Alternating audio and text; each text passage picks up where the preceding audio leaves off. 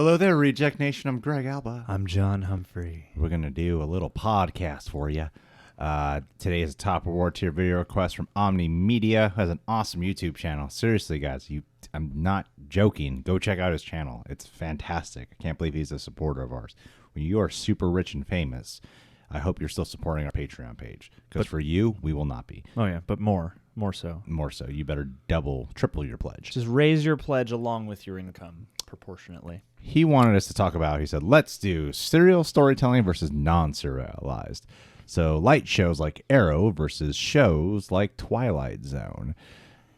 Okay, that's fascinating. Well, there's like kind of three categories to me. Mm-hmm. There's the episodic television. Technically all shows are episodic, but there's the episodic kind of programming, usually comedies, sitcoms like on network TV, Friends, Seinfeld, that have its connective tissues, but generally you can kind of just hop in at any point and go check it out.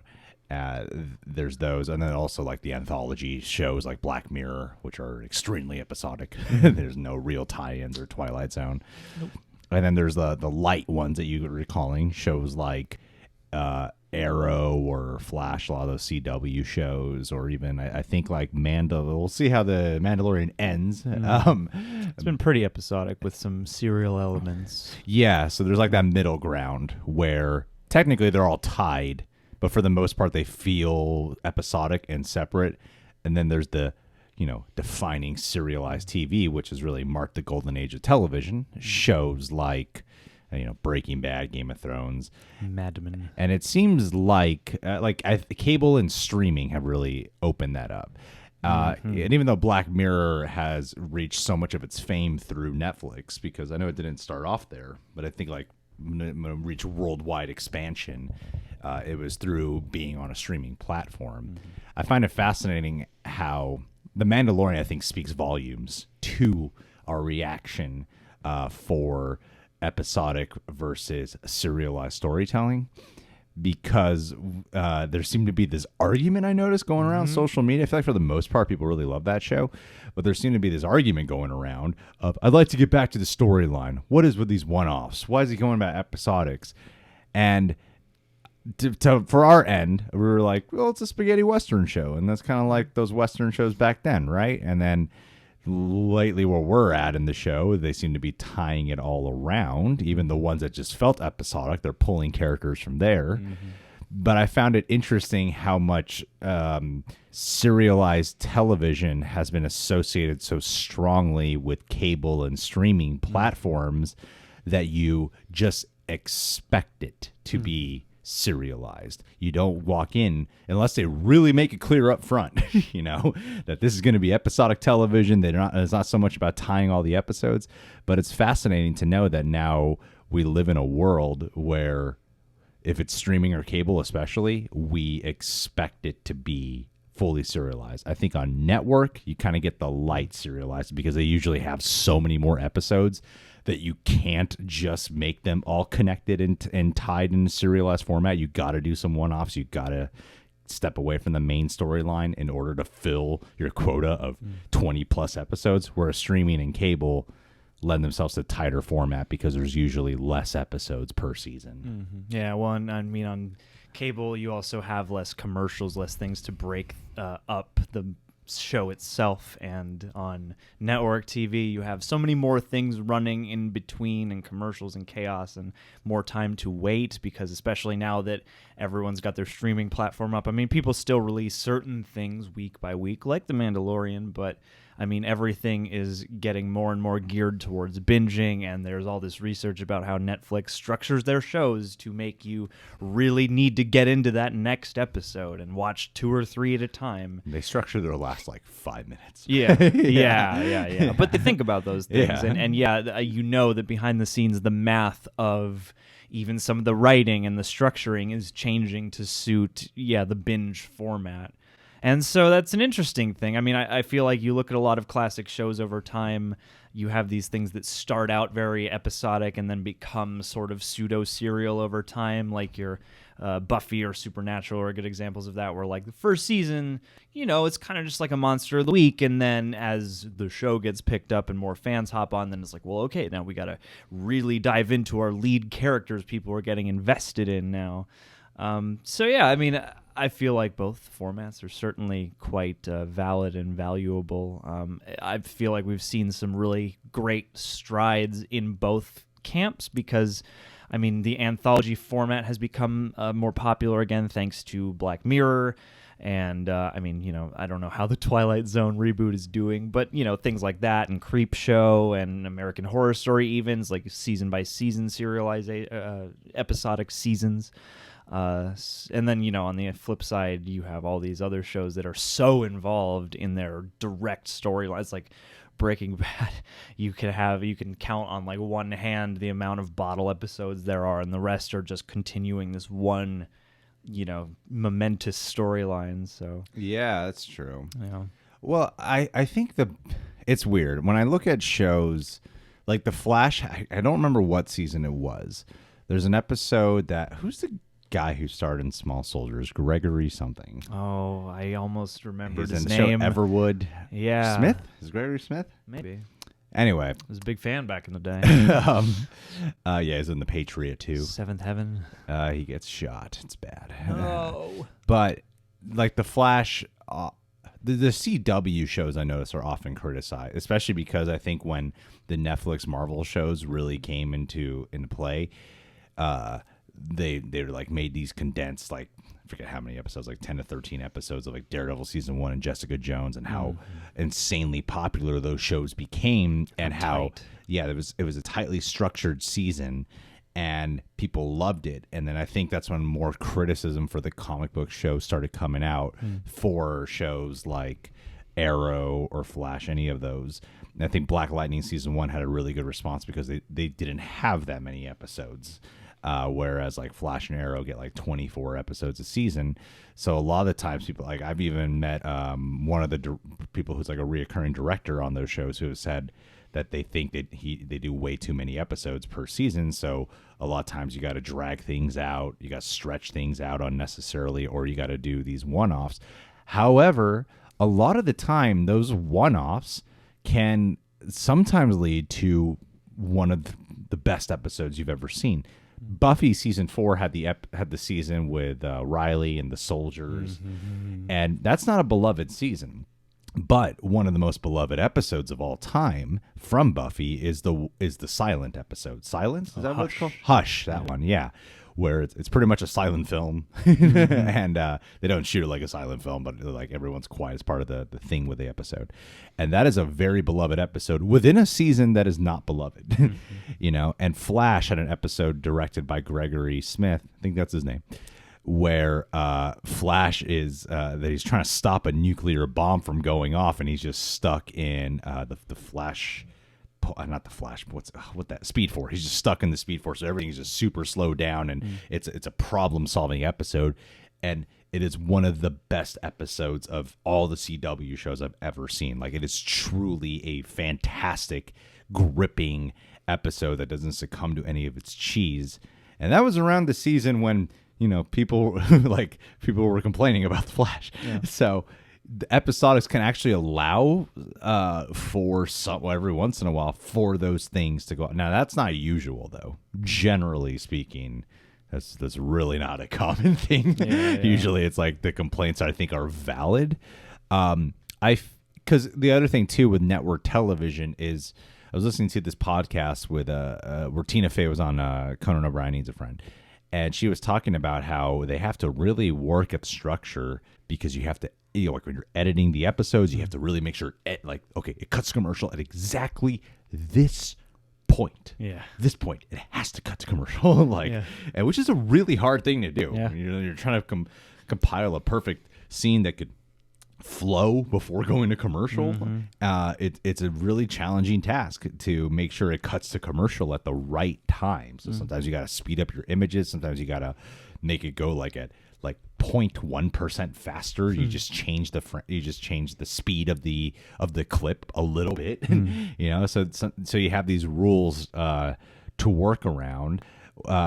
So I think some people might like. It all depends on the genre of the show too, and it depends on the style of the show. I feel like movies are trying to become more like TV with their franchises, and TV is becoming more like cinema, which is really cool. Like TV has a great rep right now. You know? Yeah. I mean, TV seems to be filling in a lot of the gaps, and it seems like there's no shortage of shows getting greenlit, which is fascinating because now it seems like you can count on that medium to show you more original ideas, or at least more things that are kind of different from what you've seen before.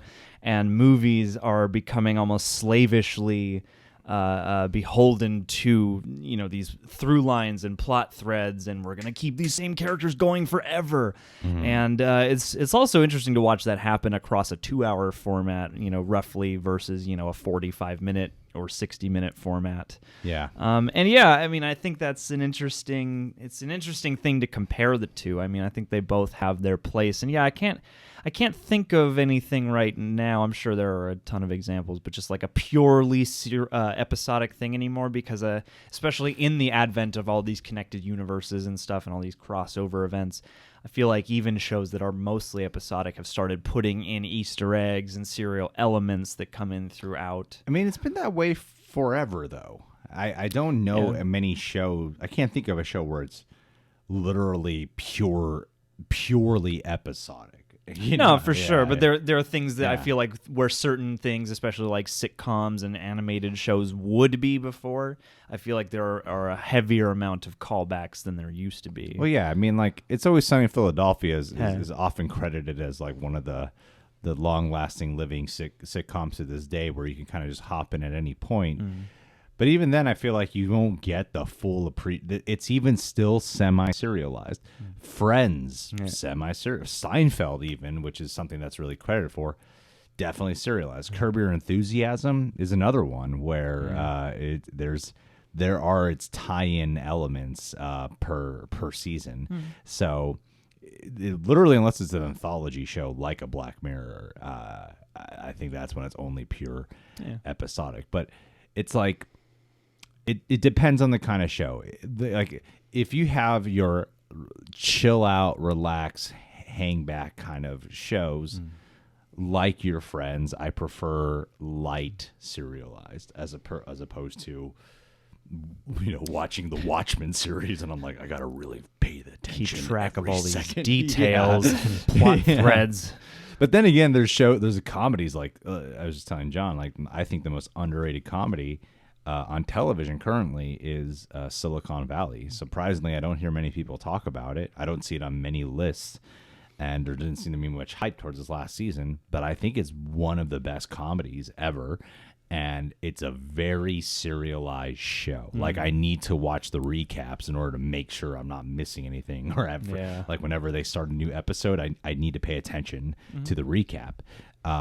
And I think that's really cool to do a comedy show like that really depends on paying attention heavily to the storyline. Yeah, definitely. But I think with comedies like Silicon Valley, what they often do is usually it's like one or a few characters are very serialized, and then you got a couple of other ones who are just there for, you know, the funny and the episodic funniness of the episodic week. Nature. yeah, exactly. Yeah. But then you got a few where it's really connective tissue per episode, per season. I think right now I prefer serialized. Of course, I feel like most of us do. It's more rewarding in a sense. But when I just want to kick back and have fun, like, I don't. You just want a snack. Yeah, I prefer my light serialized because I feel like with so much serialized television, I really gotta be on the TV, and I gotta have my undivided attention, or else I'm gonna miss some shit. And I gotta keep consistent, otherwise I'm gonna fall off this thing and not finish it. But yeah, even with these like CW shows, I can just like casually watch them, and I don't have to worry about, especially because the light serialized ones, Usually because of its commercial breaks and the fact that they're weekly, usually have like this heavy exposition to remind you of things. Yeah. That they don't rely on their recaps. They dialogue. really, it's all there in that episode to really remind you. So that, whereas like serialized TV doesn't like hardcore serialized doesn't usually do that because it's so about paying attention to every episode. And like one will say, because they respect their audience, but it's also like some shows are designed for those people who come home off of work and then watch on network TV, and then there's other shows that are designed more for the binge format. And I think that's why, bringing it back to Mandalorian, for being on a streaming platform, I think that's why they're doing kind of a hybrid, because they're releasing it weekly, that they're doing a little bit of both. And I find it impressive when there's cable shows that still commit to this format. Like I just finished Watchmen last night, and that's a show you got to pay attention to every bleeding second of that series up until the last minute. And the fact that you tune in weekly. My preference is not the binge watching shows.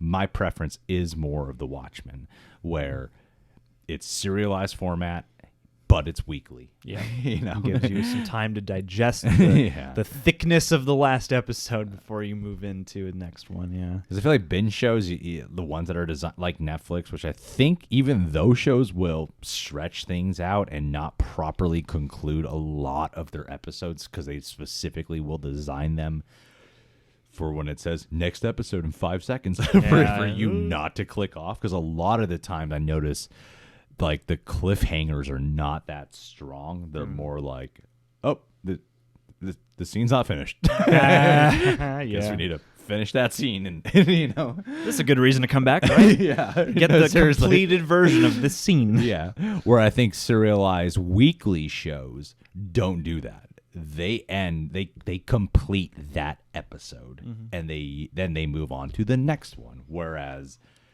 some of these binging streaming shows, and I love a lot of them, I do. I'm not complaining about it necessarily, like I don't like them, but a lot of these serialized binge shows, they just don't complete their episodes. It's that way you watch the next one. Well, and the confines of an episode start to get blurry when you're binging at a high rate, because then you think back and you're like, what episode did this event happen on?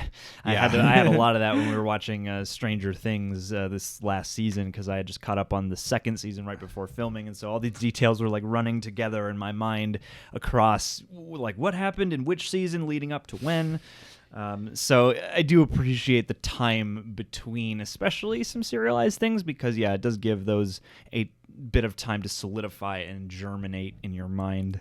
Well, yeah, I mean, I think like Haunting of Hill House is a major exception to what I'm talking about. That was a binge show on Netflix, but I think the thing that really separated it from the rest was the fact that they were all directed by one guy.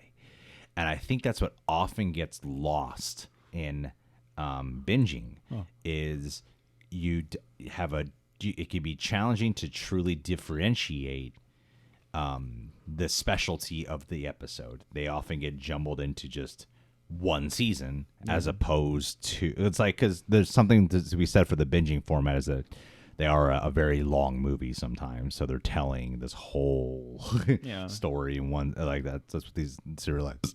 That's what these serialized do, and they're pretty unified that way. Yeah, but like when we watch, I keep using The Mandalorian, maybe because it's the show we're watching right now, but also because it does both. Mandalorian, like, I remember each episode, and I can usually remember who directed what episode, because they all have their own kind of flair to it. Yeah. Not everyone, but Haunting a Hill House is one of the rare shows where every episode is directed by the same guy. Whereas a lot of these binge shows, there's a different director per episode. Yeah. We might remember very specific sequences or when this crazy sequence went down in this episode, but the episode as a whole can be forgotten. Yeah, and the authorship that comes with that, I would imagine. Because Hill House is an interesting one, and I find it interesting that I think that show, as well as The Mandalorian, separate their episodes by, quote, chapters, because especially Hill House and Mandalorian 2, they do feel each like their own little chapter, and they have sort of a crispness. Because Hill House, is like a really serialized story across 2 timelines, And yet each episode does feel distinct because they have that motif too, where you're focusing on a specific member of the family in each episode.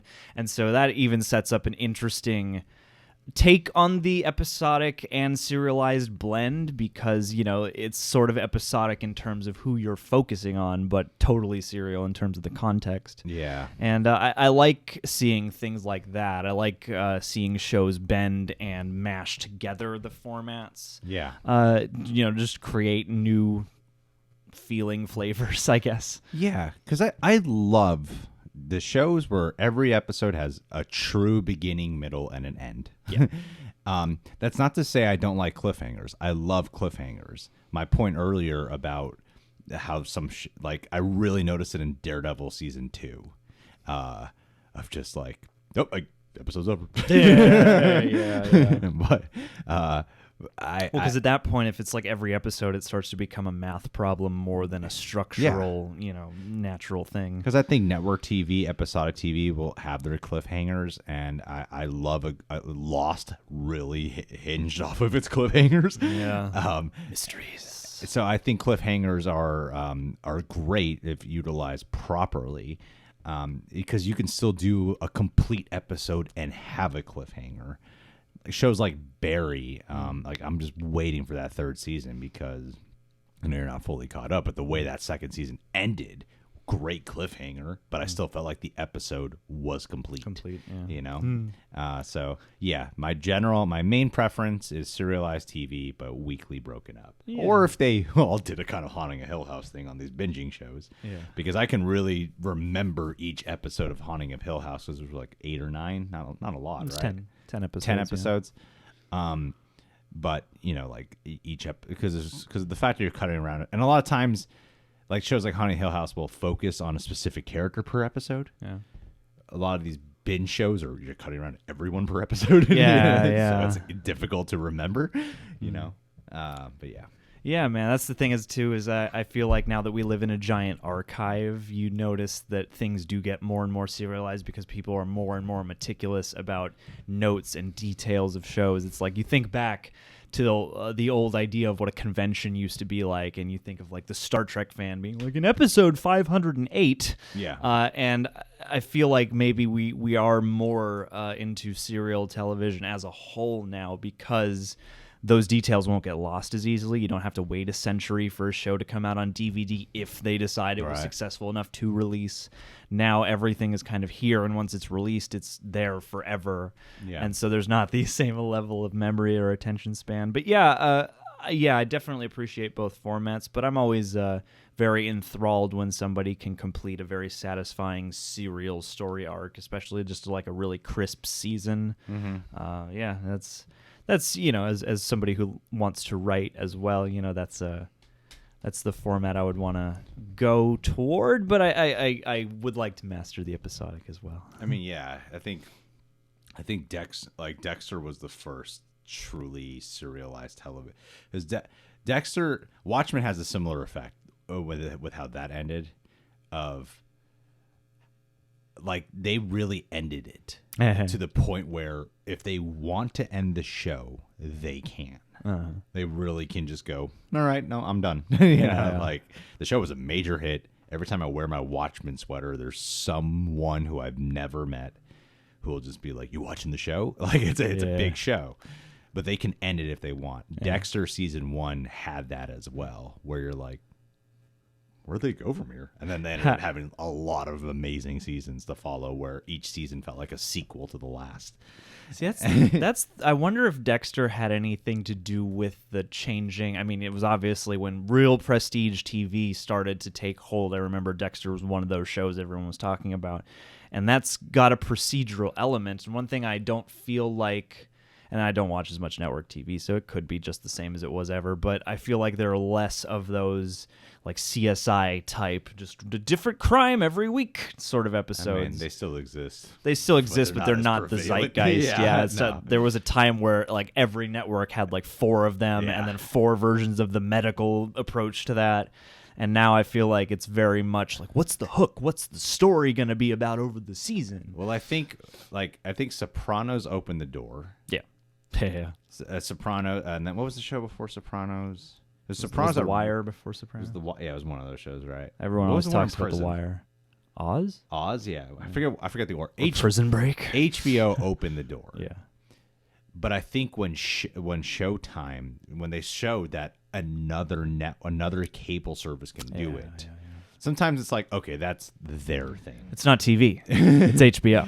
What it's like, yeah. Sometimes it's like that's their thing. But when another person can prove they can do it also, but in their own way, Or AMC suddenly jumping in. everyone's trying to do it. Yeah, you know. yeah. So I think it really put a cloud over certain network TV because I don't really hear about network television that often unless it's already had a built-in fan base for a long time, like fucking Grey's Anatomy or Supernatural. Yeah, it's like I remember back in the day, I used to always be aware of like, oh, what are the new shows coming on? Which one's gonna stick? And now I see a billboard or a bus stop ad every now and again for like Whiskey Tango, but like never really anything that I hear about from anybody else. Well, we like R-rated television too. I think for dramas, we like when they push the boundaries in terms of what you can, like the violence and stuff. So that was, I remember too, when especially around the time like Mad Men was big and there was some other stuff going on. There were network shows trying to make content that would approach that level,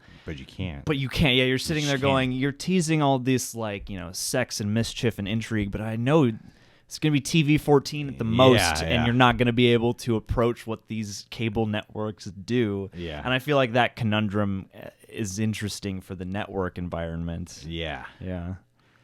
Well, sometimes like shows like NYPD Blue could get away with more.